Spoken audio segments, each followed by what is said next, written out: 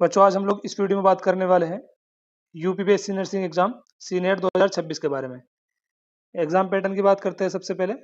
तो आपके जो क्वेश्चंस पूछे जाएंगे एग्जाम में वो पूछे जाएंगे फिजिक्स से, केमिस्ट्री से, बायोलॉजी से, नर्सिंग एप्टीट्यूड और इंग्लिश से।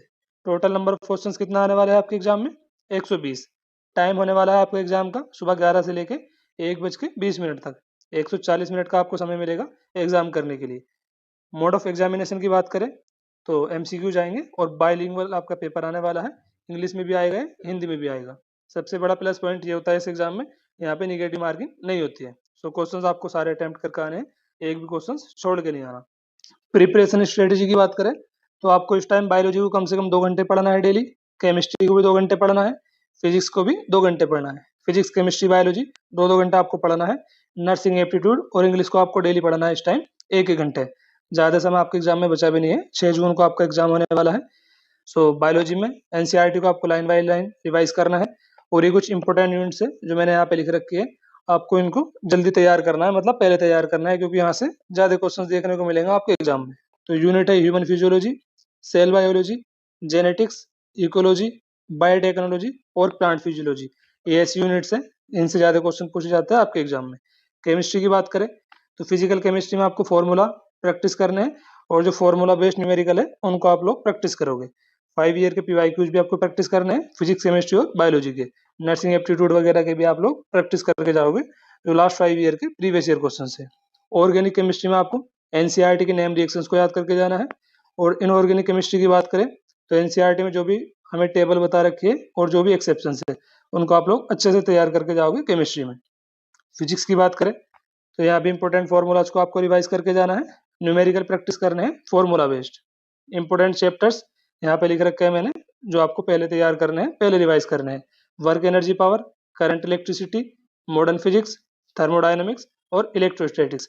यहाँ से ज़्यादा क्वेश्चन पूछे जाता है आपके एग्जाम में, तो इनको आप लोग पहले तैयार कर लेना। Work energy power, current electricity, modern physics, thermodynamics and electrostatics. Nursing aptitude की बात करें तो आपको डेली 40 से 50 क्वेश्चन प्रैक्टिस करने हैं इसके ऊपर। की टॉपिक्स हैं जो आपको फोकस करने हैं: patient care, basic ethics, hospital और कम्युनिकेशन स्किल्स। इनसे ज़्यादा क्वेश्चन पूछे जाते हैं नर्सिंग एप्टीट्यूड में। फुल मॉक टेस्ट आपको प्रैक्टिस करना है इस टाइम और एनालिसिस जरूर करना भाई, उनका एनालिसिस कंपलसरी है। और एमसीक्यूज तो डेली प्रैक्टिस करनी है और लास्ट 5 ईयर के क्वेश्चंस प्रैक्टिस करके जाने हैं आपको जरूर। अब हम बात करते हैं फिजिक्स का हाई वेटेज चैप्टर की और लो वेटेज चैप्टर की। तो लो वेटेज चैप्टर में आ जाएगा EMI, AC, error analysis, capacitor, unit and dimension, circular motion. ये लो वेटेज चैप्टर है और इधर हाई वेटेज चैप्टर है, तो इनको आप लोग पहले तैयार करोगे जो हाई वेटेज चैप्टर है, क्योंकि यहाँ से क्वेश्चन ज्यादा पूछे जाएंगे आपके एग्जाम में। तो हाई वेटेज चैप्टर आपको पहले तैयार करने हैं। हाई वेटेज में आ जाएगा modern physics, electromagnetic wave, kinematics, current electricity, heat and thermodynamics, magnetism, ray optics, gravitation, rotation motion.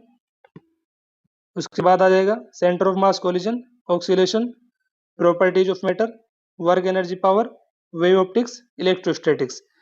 और लो वेटेज चैप्टर में आ जाएगा EMI, alternating current, error analysis, capacitor, unit and dimension, circular motion, fluid statics and dynamics. Last में आ जाएगा laws of motion and friction.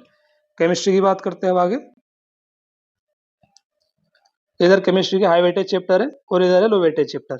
Low weightage chapter में आ जाएगा nitrogen containing compound, periodic properties, carboxylic acid and its derivative, purification and characterisation of organic compound और quantitative and qualitative analysis. तो इनको आप लोग बाद में तैयार करोगे, पहले हाई वेटेज चैप्टर को रिवाइज करना है इस टाइम। हाई वेटेज में आ जाएगा atomic structure, hydrocarbon, alcohol phenol ether, chemical bonding, coordination compound, general organic compound, carbonyl compound. Carbonyl compound के बाद mole concept, thermodynamics, p block element, ionic equilibrium, electrochemistry, chemical kinetic, chemical equilibrium. अब ये है zoology के high weightage chapter: breathing and exchange of gases, excretory product and their elimination, body fluid and circulation, neural control and coordination, chemical coordination and integration, human reproduction, evolution and microbes in human welfare. उसके बाद है zoology के low weightage chapter: structural organisation in animal, locomotion and movement, reproductive health, animal kingdom, human health and disease. अब हम बात करते हैं botany के हाई वेटेज चैप्टर की। तो यहाँ पे आ जाएगा cell cycle and cell division high weightage chapter में, photosynthesis in higher plant, sexual reproduction in flowering plant, plant kingdom, biotechnology, principle and process और बायोटेक्नोलॉजी एंड इट्स एप्लीकेशन। उसके बाद आ जाएगा ऑर्गेनिज्म एंड पॉपुलेशन, अगला चैप्टर है ecosystem. उसके बाद है biological classification, morphology of flowering plants, cell the unit of life, biomolecule, principle of inheritance and variation, molecular basis of inheritance. आपको 11th और 12th के एनसीईआरटी को अच्छे से रिवाइज करके जाना है तीनों सब्जेक्ट की। लो वेटेज चैप्टर में आ जाएगा anatomy of flowering plants, respiration in plant, living word, biodiversity and conservation. तो बच्चों, ये फिजिक्स, केमिस्ट्री और बायोलॉजी के कुछ हाई वेटेज और लो वेटेज चैप्टर की लिस्ट थी जो मैंने आप लोगों के साथ अभी इस वीडियो में शेयर करी है। वीडियो आपको कैसा लगा कमेंट करके जरूर बताना। चैनल पे नए हो तो चैनल को सब्सक्राइब कर देना। बहुत जल्दी मिलेंगे अगली वीडियो में क्वेश्चन प्रैक्टिस के साथ। धन्यवाद दोस्तों।